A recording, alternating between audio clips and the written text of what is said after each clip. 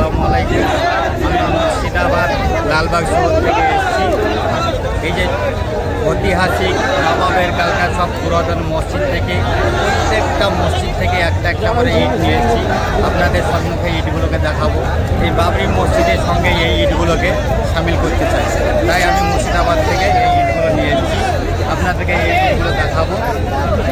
এই যে ইটটা দেখতে পাচ্ছেন, এই ইটটা হচ্ছে নবাব মুর্শিদ কুলি খান কাটরা মসজিদ থেকে এইটা নিয়েছে।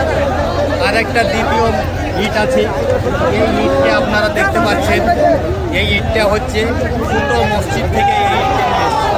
নবাবের কালকার সেই ফুটো মসজিদ 300-400 পুরাতন 300-400 বছরের পুরাতন মসজিদের সেই ইট। এইসব ইটগুলোকে আমি এই কাঠে বাবরি মসজিদের সঙ্গে আমি জোড়ানোর জন্য ওই সে লালবাগ মুর্শিদাবাদ থেকে আমি ইটগুলো নিয়ে এসেছি।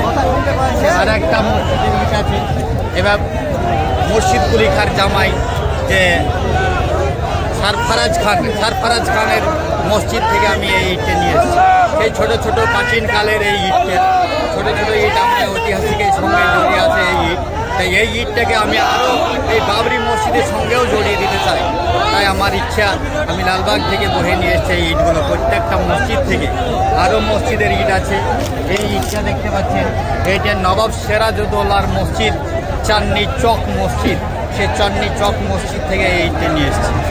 আরও মসজিদ আছে, আরও মসজিদের ইট আছে। আপনারা দেখুন, এইটা নবাব সুজাউদ্দিন খাঁ জামে মসজিদ, মুর্শিদাবাদ স্টেশনের পাশে মসজিদ। সেই মসজিদ থেকে আমি এই ইটটা নিয়ে এসেছি। এই ইটটাকেও আমি এই বাবরি মসজিদের সঙ্গে জড়িয়ে দেওয়ার জন্য আমি বয়ে নিয়ে এসেছি আজকে। আরও ইট আছে, এই যে সবচাইতে ছোট ইটটা দেখতে পাচ্ছেন, নবাব সিরাজউদ্দৌলার খোশবাগ, সেই খোশবাগ যে নবাবের সমাধি, সেই খোশবাগের কাছ থেকে আমি এই ইটটাকে সংগ্রহ করে নিয়ে এসেছি। এই ইটটাকেও আমি এই বাবরি মসজিদের সঙ্গে জড়িয়ে দিতে চাই, তাই নিয়ে এসেছি ভাই। আপনারা দোয়া করবেন। আরও ইট আছে। এই ইটটা যে দেখতে পাচ্ছেন, সেই লালবাগ রবিবারী হাটের কাছে যে মসজিদের নামটা আমি বেশ মুখে আসছে না, মনে আসছে না। তো সব প্রত্যেকটা ইট আছে সব নবাবের কালকার 300-400 বছরের পুরাতন সেই মসজিদের ইটটা আমি এর সঙ্গে জড়িয়ে দিয়ে আরও অনন্তকাল জানে এই ইটগুলো থাকে তার সঙ্গে জড়িয়ে, তার জন্য আমি মুর্শিদাবাদ থেকে নিয়ে এসেছি।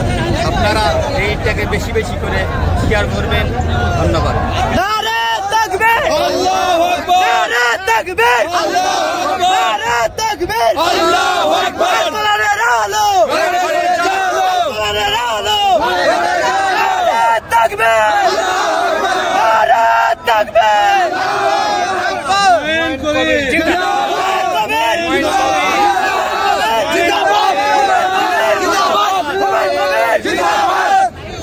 ভাই, সব মসজিদের ইটগুলো সবাই দেখতে পাচ্ছেন, এই সেই নবাবের কালকার মসজিদের ইট আমি এই বাবরি মসজিদের সঙ্গে সব জড়িয়ে দেওয়ার জন্য বহে নিয়েছি লালবাগ মুর্শিদাবাদ থেকে।